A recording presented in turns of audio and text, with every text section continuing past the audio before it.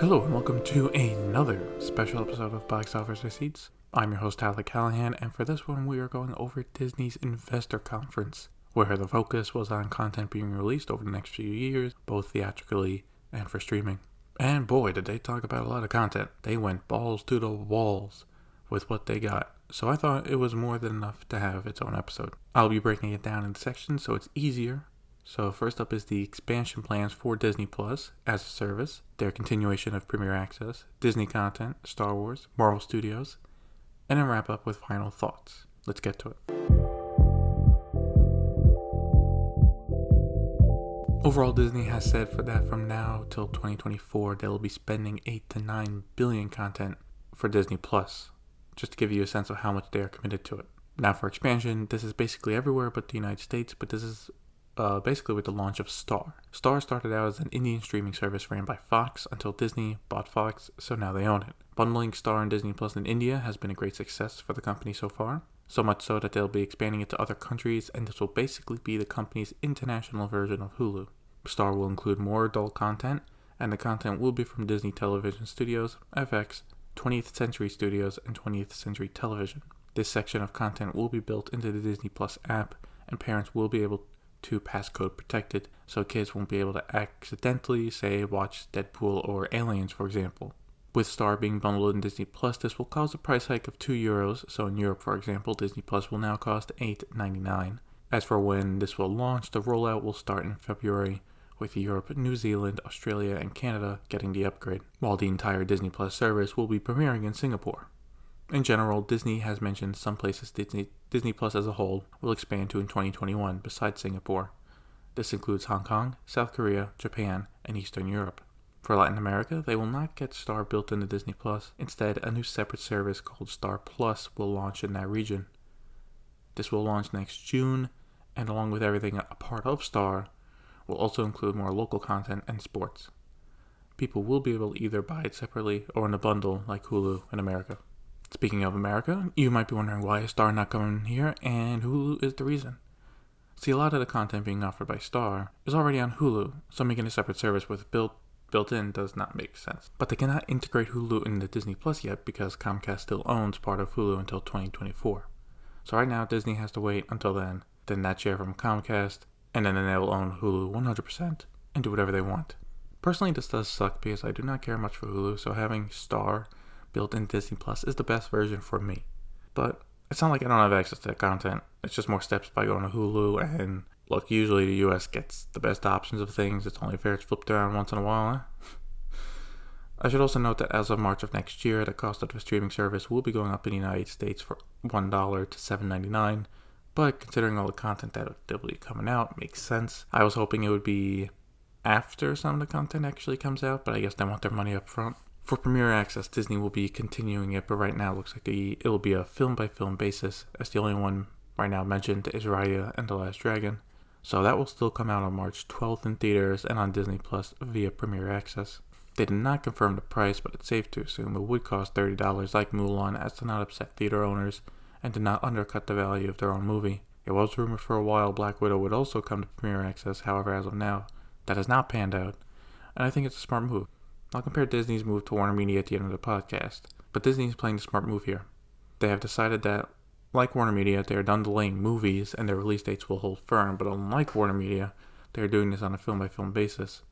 So looking at the situation now, yes, the vaccines have started to be distributed, but it will not be till February and March until enough are vaccinated to actually make a difference, and not until April and May where things actually go back to normal. So right now, Disney only putting Raya on Premier Access is smart, because the world will still be in a transition to go back to normal, and their hope is that by May, theaters are widely open, 50% or more capacity, in which case, Black Widow can open theatrically.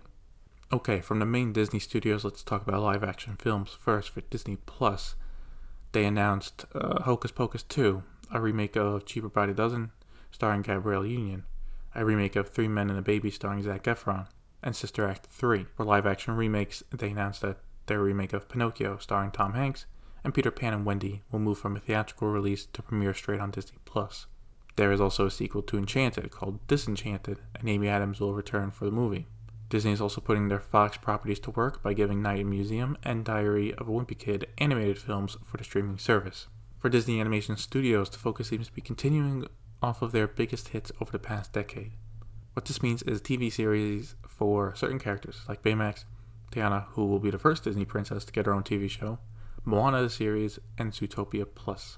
There's also an original series called Mwatu, which actually looks the most interesting as it's a fresh idea and set in Nigeria. Also, this is under the FX brand, but it's worth mentioning. Alien will be getting a TV series with Noah Hawley, and Ridley Scott is working on a deal to executive produce. Hopefully it's good. For Pixar, they were a bit more light on what they announced. The biggest announcement was the Buzz Lightyear movie called Lightyear, with Chris Evans as the voice of the character. The best way to explain this movie is in Toy Story. The toy is based off an in-universe movie. That's where his characters like the alien and Zurg and all that come from. They are now making that movie. They also announced another movie called Turning Red, and both of these movies will be coming to theaters. They will not be going straight to Disney+. But they did announce content for the service, including a Cars TV show and more short films. Before I move on to the rest of the content, I would say Disney's being smart with their content. They're building off their known characters and the ones people love, while also sprinkling in a few original shows to keep things fresh. This is a good mix because if it was all originals, people would not be as excited, and if it was all sequels and remakes, people might not care as much. So Star Wars was pretty busy.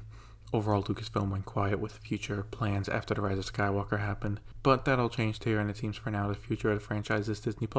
Building off The Mandalorian, there will be 2 spin-off shows from it, the first being Ahsoka, and then the second one being Rangers of the New Republic. Previously announced the show that's being spun off from Rogue One about Captain Andor, now simply called Andor, is set to come out in 2022, and it looks like it'll be a limited series instead of a proper TV show. We also got an update on the Obi-Wan Kenobi show, with confirmation now that Hayden Christensen will return as Darth Vader. Like Andor, this will be another limited series. They also announced a TV show for Lando, however, it was not confirmed who would be playing the character, and if it's a proper TV series, or a limited series. For something fresh, there is a series now called The Acolyte, which is focused on the end of the High Republic era, and is set to be a mystery thriller. For animation, the biggest announcement was The Bad Batch, which is a spin-off of the Clone Wars TV show, and Visions, which are anime short films. Not much to report on new film announcements. The next Star Wars film will be coming to December 2023, and we now have confirmation that it is a Rogue Squadron movie directed by Patty Jenkins. This will be the first Star Wars movie directed by a woman. After that, they confirmed the next one will be in 2025, and will be directed by Taika Waititi, though details on that movie is still under wraps. No other updates on the Rian Johnson trilogy, if that is still happening. I think for Star Wars, they knocked it out of the park. They announced stuff fans have been waiting for, like the return of Hayden Christensen, building off the popular Clone Wars show, and giving Ahsoka her own TV show. Along with this, they're switching things up movie-wise, and not doing huge trilogies, and focus on single movies like Rogue Squadron. Finally, we got Marvel Studios, and they were no slouch either. We got confirmation that The Falcon and Winter Soldier will come out next March. Loki should be coming out in May. They also confirmed a lot of rumors, so Christian Bale will be playing the villain in Thor: Love and Thunder. Also confirmed Jonathan Majors as Kang the Conqueror in Ant-Man 3, now called Ant-Man and the Wasp: Quantumania. Another update for the movies is for Fantastic Four, which now has an official logo and a director, which is John Watts, who has directed the last 2 Spider-Man movies and is currently working on the third. For TV shows, they announced a few new ones, including Secret Invasion with Nick Fury, Armor Wars with War Machine, and Ironheart. There will also be a Guardians of the Galaxy Christmas special coming to Disney+, directed and written by James Gunn. This does not replace the third movie, which is still in development. Also for Black Panther 2, the role of Black Panther will not be recast, so they will be writing him out of the films and moving on, which I think is the best move. Overall for Marvel Studios, it's good that they confirmed a lot of the rumors over the past year, and we can move forward with that. Otherwise, focus is clear on 2021 for the studio, as they look to work overtime to get Phase 4 moving, with right now 3 movies and 4 TV shows. For fans who have had no new content in a year and a half, get ready to eat. Okay, so that covers most of the announcements. There was some stuff for ESPN Plus, but it's not really Hollywood focused, so I didn't mention it. I think the best way to describe what happened here was that Disney took WarnerMedia and AT&T behind the building and gave them a huge beatdown. So what happened here is, some movies went to Disney Plus, Pinocchio, for example. But I assume they talked to the people needed, like Tom Hanks, and smoothed things over before announcing. Same for Raya and the Last Dragon. Notice after these changes, no one is yelling or upset about it. Also for theaters, I think they can breathe a bit because besides Raya, they will still be getting movies from Disney with proper theatrical windows. And this is smart for Disney. They know a lot of the movies they make can get close to, if not $1 billion or more, worldwide. Why in the world would you throw that away? So their plan for having high budget shows keep people on the service entertained while still releasing movies in theaters is a win-win for them. Also, them moving movies straight to the service is less of an issue because if they don't come to theaters, theater owners won't be upset because they're not competing with Disney themselves. There's been a lot of fallout from the HBO Max move, and I'll be going over that in the next few regular episodes, but for right now, Disney, in a position of power with over 80 million subscribers, is making it clear to HBO Max, you are nothing, and to Netflix, they better watch out, especially internationally. With the Star expansion, they are no longer the streaming service for kids if people can watch stuff like Logan and Always Sunny in Philadelphia. 2021 will be a very interesting year for the streaming service. And that will be it for this episode of Box Office Receipts. Question for this episode is simply, are you signing up for the service or not? Or if you already have Disney Plus, has this helped you stay committed to it? Let me know on Facebook, link to the page is in the show notes. Thanks for listening. See you next time.